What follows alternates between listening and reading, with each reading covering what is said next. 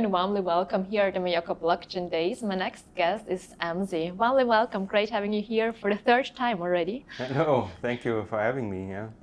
Can you give a short introduction about yourself for anyone who does not know you yet? Yeah, I'm a long-time Bitcoiner and I choose to quit my day job and doing only Bitcoin stuff. And yeah, until now it works fine. I found some clients, for example, like Mempool.space is a client of mine.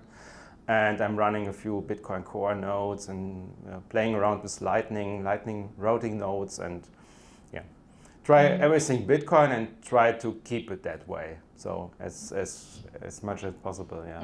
Your talk was about Mempool in specific. Can you share some details about that? Yeah. So I'm often asked, can you show the Mempool.space webpage and explain something about it? And I thought, oh, it's just a webpage, just look yourself. But there are some details or some nice features that you not really easily get. So I started that. I think I did it at a small meetup and a small conference, and again here. I think the first time English here. Before I did it in Germany, in German, and I just showed a web page and then ask me anything, because people have questions. Oh, what's this? And why is the color of this block that color? Or why is this not full? And stuff like that comes up. Or I just have some examples like, oh, this is an interesting transaction, and then have some history to it. For example, like showing the transaction on Mempool.space where the pizza was paid for the pizza day, like 10,000 Bitcoins were paid for 2 Papa Joe's pizzas. So, and just looking at the transaction and say, oh yeah, you can, it's public, you can look at it here, and yeah, stuff like that. There was one very interesting fact about Mempool you mentioned yesterday in your presentation, that there is not only one mempool, that there are a bunch of mempools. Can you explain it more in detail? Yeah, that often comes up, and normally you just say, oh, there's something in the mempool, but then you get corrected and saying, oh no, there is no mempool. So every instance of Bitcoin Core or Bitcoin client, Bitcoin node is running, has their own view of mempool, of its own mempool. So it could even slightly different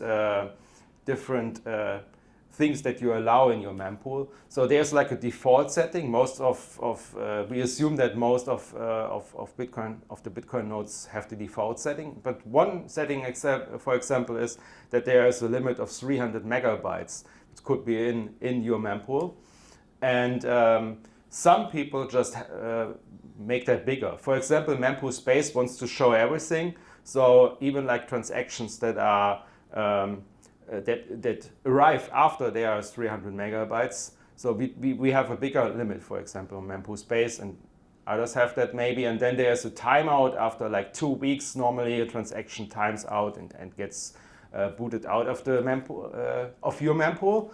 But you can also change that and just keep it. So there's not one exactly view. And even if all would have the same settings, then it's it's a distributed network. So it's not 100% sure that you have exactly the same view. And there's no syncing going on. It's basically somebody wants to send Bitcoin and makes a transaction and put it in the peer-to-peer network, and then it's just distributed.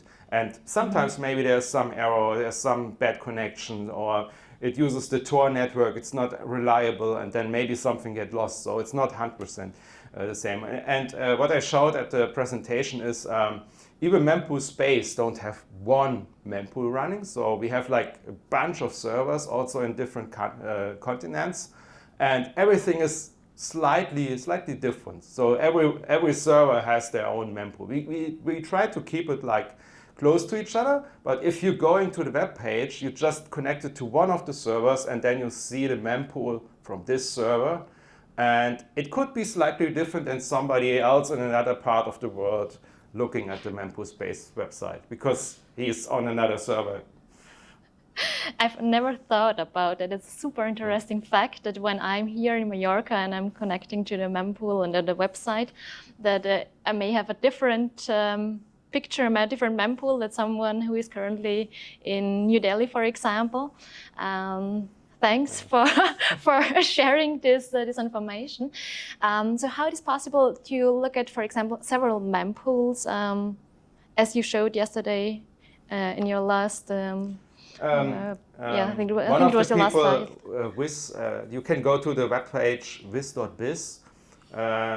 He is involved in Bitcoin in Mempool.space. He's and he has a webpage where he shows you can go to Bitcoin nodes and then you get a long list and views of every landing page of Mempool.space, and then you see the blocks from that. So yeah, that's like a secret thing on his website. Not that secret, you just need to know about the website. Exactly, you just need to know. It's very interesting to wait and see when a block arrives, and then you also see that not all servers get the block exactly at the same time. So it's like, yeah. So, and what is currently going on in the mempool development? Are there some developments where you say, okay, this will come during next year?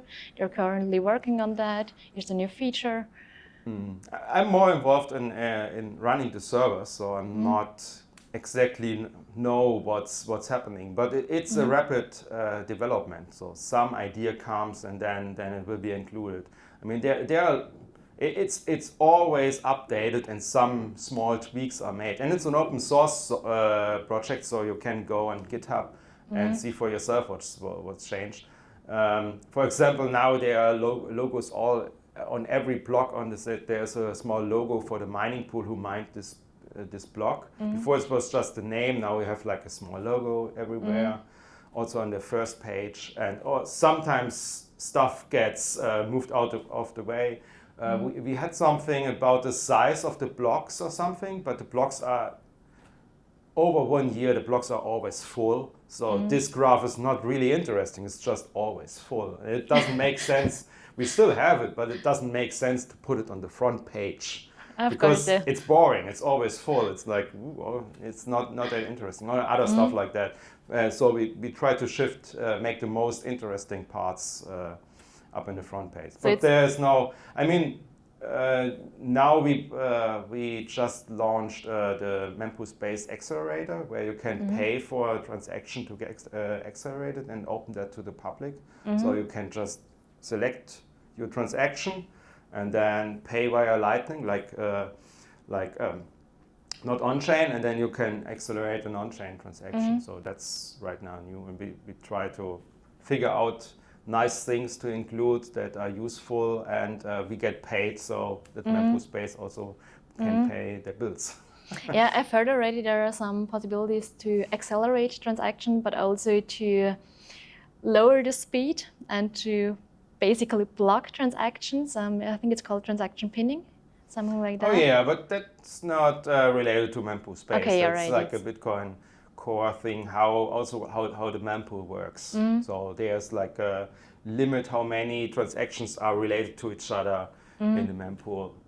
So there's stuff like that, but that's not nothing. We just visualize stuff like that. So you can see stuff like that on the web page, but that's not a feature of Mempool.space to do stuff like that. And we try to do stuff that is good for the Bitcoin ecosystem. So we want to support it, Mempool.space. Yeah. All right, thanks for the very interesting insights. It's now the third time for you to come to Mallorca Blockchain Days. Why are you coming back? What's your favorite part about it? I think it's the community. It's like it's interesting that there's like 50% of the people I already know, and I know they're coming here. It's like it's like a special crowd, and it's super beautiful. Like also the side events that you have here, and you are close to the ocean. It's like it's fabulous.